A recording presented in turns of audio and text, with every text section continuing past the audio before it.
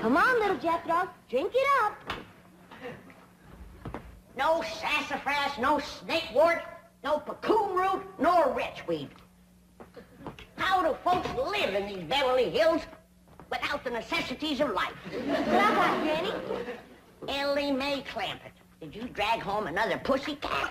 No, Granny, this year's a special one. I've been helping the critter doctor over to the zoo, and he let me bring this here one home because its ma was being mean to it. Husky little critter. Ought to be a good mouse catcher when he gets growed. You can't keep him that long. Why, the critter doctor said he gets to be 8 or 10 feet long. He's a lion. He sure is. Even a bobcat don't get that big. Any luck? Ah, there ain't nothing to shoot up in these hills. You scrawny squirrels and rabbits, it ain't worth a cartridge. Aye, dingies, let's all go home where I can find some yarbs and you can find some game. Yeah. Ma's been wanting to go back and see Jethro. Hey, let's all go together.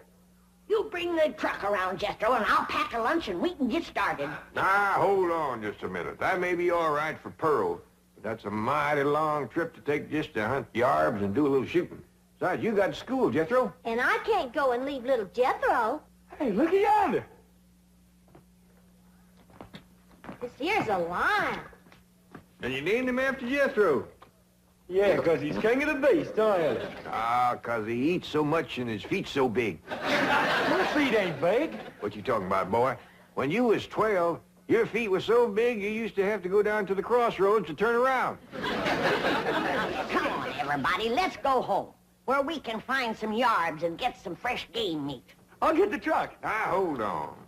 Oh, Uncle Jed, if we don't do us some shooting, we ain't gonna be able to bark a squirrel out of a tall tree at 300 yards. I know we're getting mighty rusty. I tell you what, you grab a handful of matches, we'll stick them in the ground alongside that wall out front, we sit on the porch, and we'll take turns lighting them with our rifles. Oh, shucks. But that ain't shooting. Well, that wall ain't no more than 200 or 300 feet from the porch. I know it ain't real shooting. I tell you what, we won't take dead aim, we'll snap shoot them. Why don't y'all shoot skeets like Mr. Drysdale? What skeets? He told me about them. Them's clay birds. Well, if you two go to shooting clay birds, don't expect me to cook them.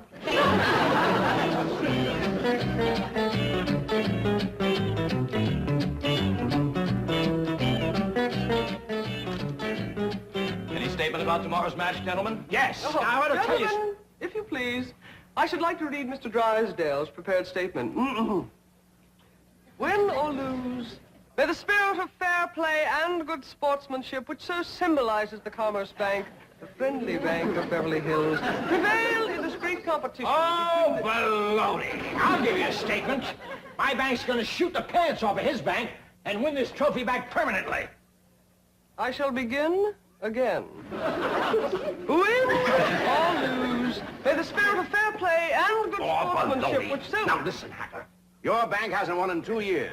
Not since Lynn Crandall became my vice president and teammate. And furthermore, I've got a little surprise for you this year, Drysdale. I've got a new cashier that can outshoot Davy Crockett. You'll have to go some to outshoot Hawkeye Crandall. You said it. Why, Hawkeye Crandall, my Aunt Nellie. When you see Gene Sandbloom handle one of these things, wave that in my face, Hacker. Chief, it's Vice President Crandall calling from the hospital. Hospital? Hawkeye? Yes, he was crossing the street and he didn't see a fire truck coming. Hawkeye, how bad are you hurt? Both legs broken? Right arm? 3 ribs. Well, we got until tomorrow morning. Try to make it. What else can happen to me today? The skeet championship out the window, and now those crazy Clampets are shooting at passing cars. Surely your wife's exaggerating, Chief. The Clampets wouldn't do anything that foolhardy. No? Well, just in case they would. Isn't that their driveway up ahead? Yes. Let me know when we're safely in.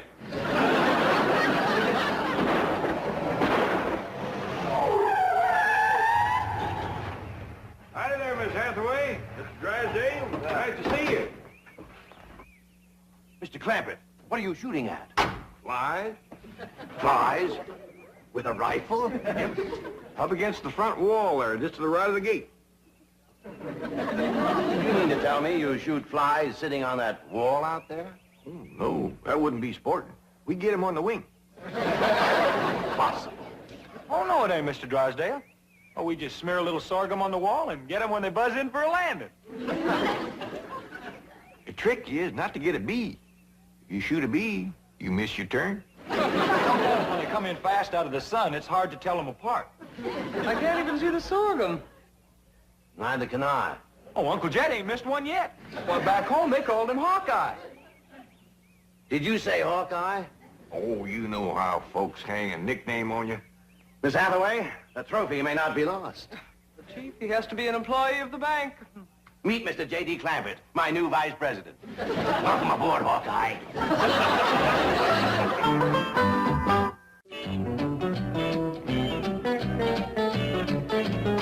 Now, will you stop worrying? Jed Clampett is a vice president in name only. He won't come near the bank. How can you be sure?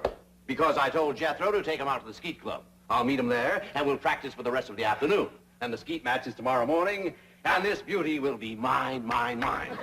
Chief, haven't you heard the expression, it's not that you win or lose, but how you played the game?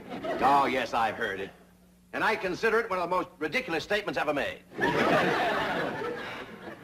Suppose Hacker hears about your new teammate and comes around to meet him?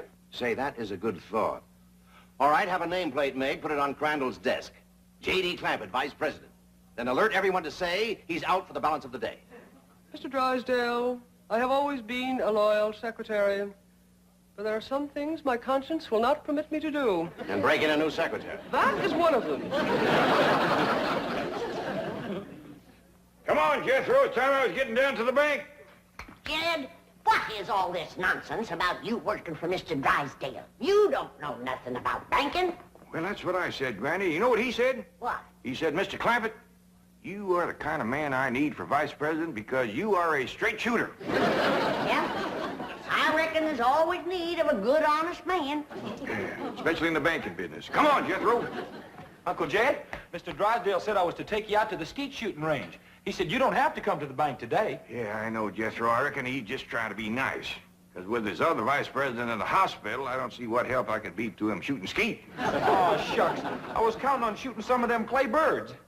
Well, go right ahead, Jethro, and take your ma if she'd like to go. Pearl don't care nothing about shooting.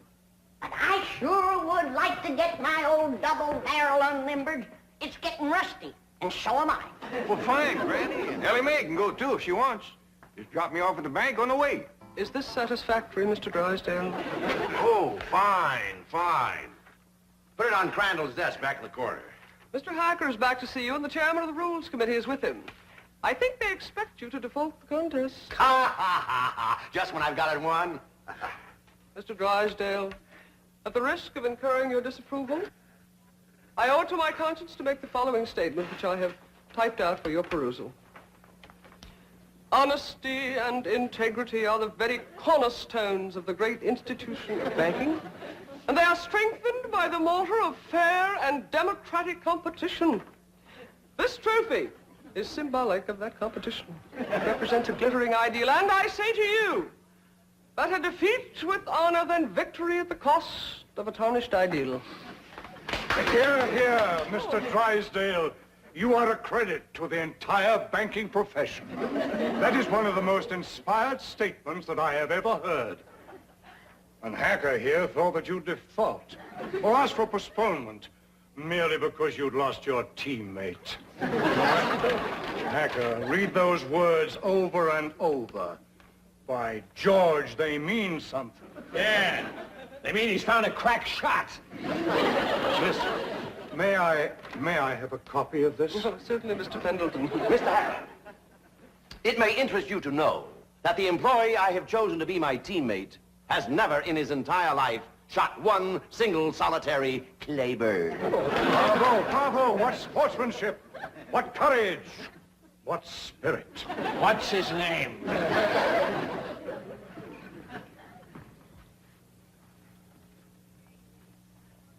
J.D. Clampett, vice president? What does the vice president do, Paul? Yeah, I just ain't exactly sure, Ellie Mae. That's the reason I want to talk to Mr. Drysdale. He might be out at the ski place waiting for you. Well, we'll see. Are you sure it's all right for us to go on out there without you, Jed? Yeah, Mr. Drysdale says as long as I work at the bank, you can all use the skeet club. Club? I thought you busted them things up with a gun. Oh, you do, Granny? That's just what they call a skeet shooting place. Pull up in front of the bank, Jethro, and wait for me. I'll go and see if Mr. Drysdale's there. I'd like to meet this vice president. Well, he hasn't gotten to his desk yet. New man, just getting settled in. But you've picked him to shoot with you, huh? Well, as long as he's filling in for Crandall here at the bank, I figured the sporting thing would be to let him fill in at the skeet match. You say he's never shot skeet? My word of honor, this man has never set foot upon a skeet field.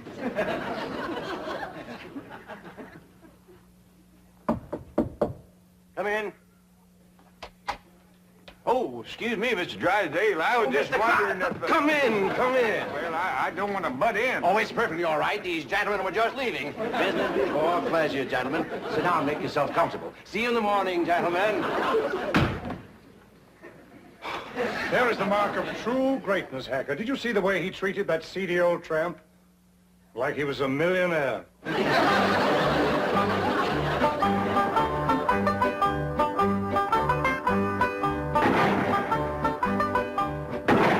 This is Crandall's skeet jacket. I don't know whether it'll fit you or not. That's a mite snug, but I reckon it'll do. You'd think bankers could afford new coats instead of covering them old ones with patches. These are the targets we shoot at. Ain't them dandy little dishes. Just right for saucer and coffee.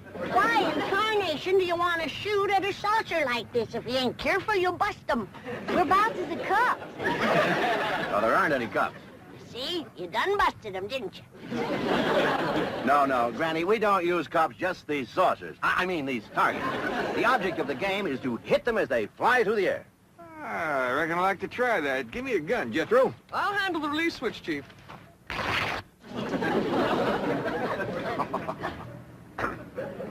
All right if I try it without this little coat? Oh, yes, Mr. Clampett. But I wouldn't suggest you trying it with the rifle, because when you yell pull, those targets are going to shoot out there at 60 miles an hour. Pull!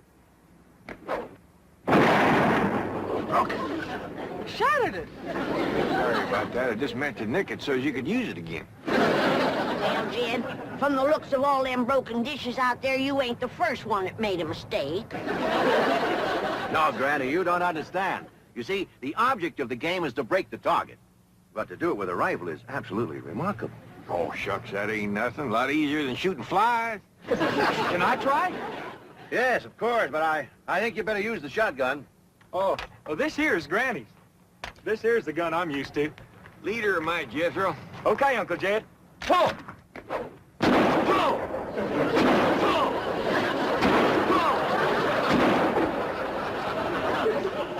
Fantastic feat. Yeah, they's big, all right, but they help them to stand steady. Step aside, Jethro, and give me a whack at busting them things. Can you fling two at once? Yes, but... Fling! Fling two more, I got another barrel left.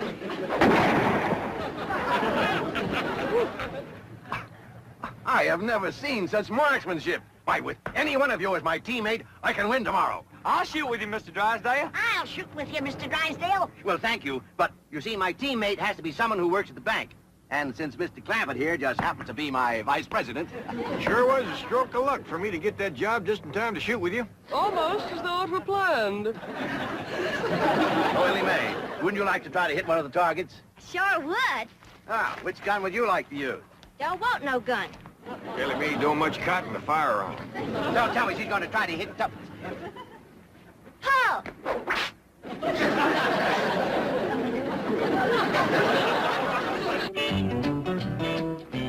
Mr. Hacker, Mr. Clampett is out. I can see that. I'll just sit down here and wait for him. Sooner or later, even vice presidents have to show up for work. Jethro, I've been thinking. With Mr. Drysdale and Miss Jean both gone, maybe they need me over to the bank. Should I drop you off there? Yeah, I reckon you better. Here, Pearl knows how much to let this out for me. Yeah, I figure if I'm going to be any help to Mr. Drysdale, I better get at it. Well,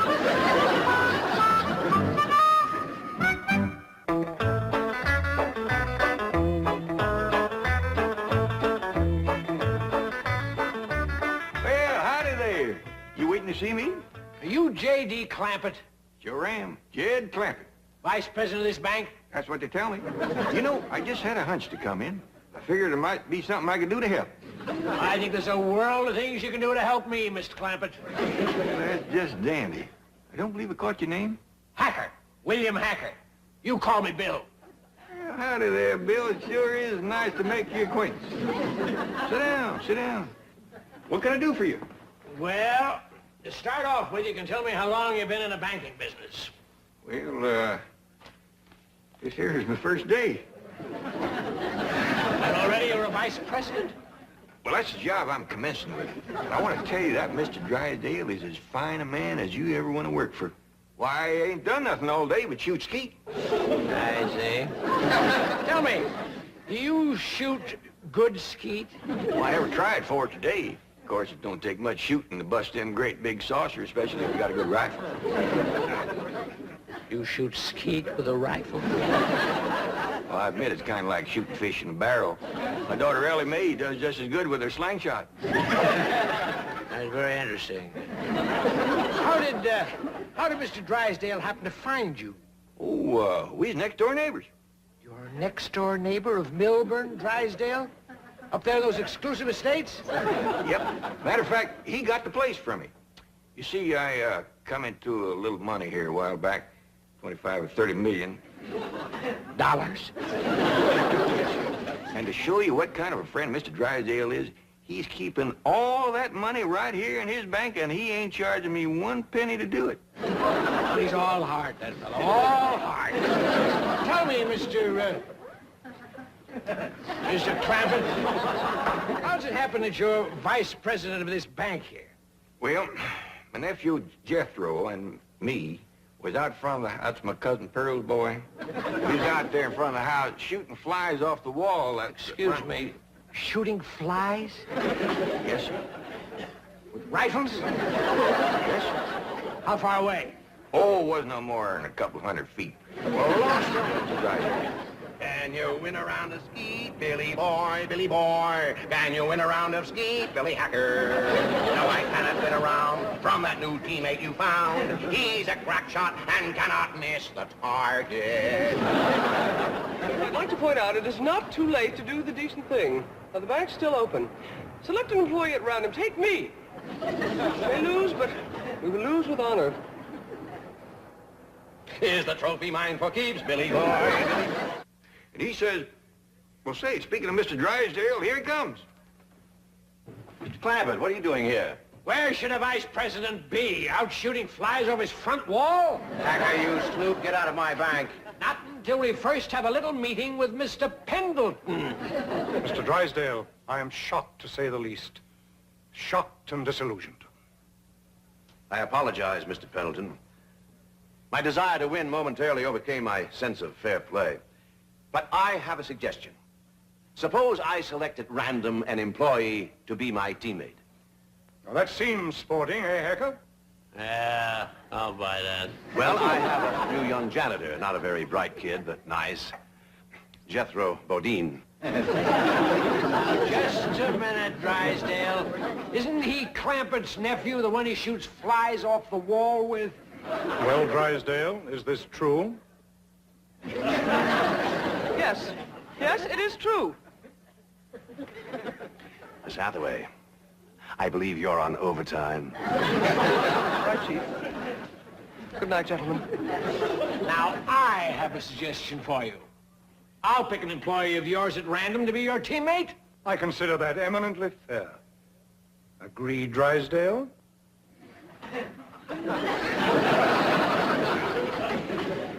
You mean to say that Pearl let this out and now he ain't a-going to shoot?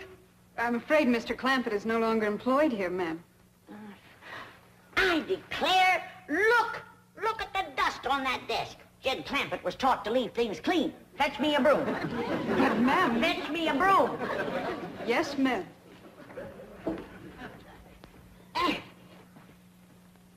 I declare, city living is spoiling the whole darn family.